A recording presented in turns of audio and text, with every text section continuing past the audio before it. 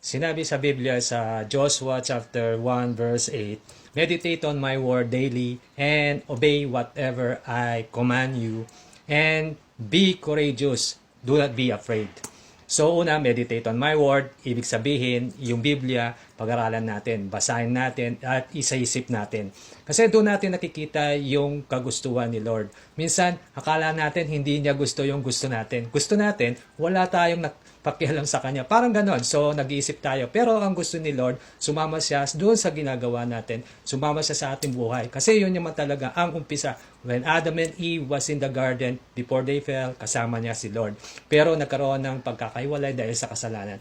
Bumalik tayo sa Diyos dahil sa ginawa ni Kristo sa cross. When He died for our sins and paid for our sins, He opened the gates for us para makapiling siya ulit. Ngayon, hindi siya relihiyon, siya ay buhay. Ibinigay sa atin ng Panginoon.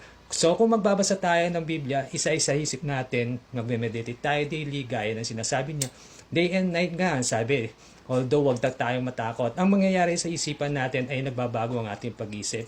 Kasi ang mahalaga dyan, pagka nagbabago ang ating isipan, ayon sa Biblia, ayon sa salita ng Diyos, nagkakaroon tayo ng alignment sa the way He thinks. Importante yun, di ba? Kasi sa isang partnership, kailangan align tayong mag-isip. Hindi pwedeng baliktad kayo mag-isip. Kasi kung baliktad tayong mag-isip sa Diyos, hindi natin siya makakasama at hindi natin matatanggap ang kanyang blessings. Ang mangyayari dyan, every time na ma-bless tayo, sabihin natin, ay, sinuwerte lang tayo. Every time na lumaki ang kita natin, sasabihin natin, kasi magaling ako.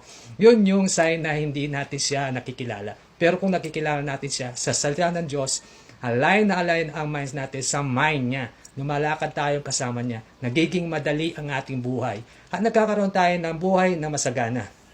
Sana nagustuhan mo ang video na to.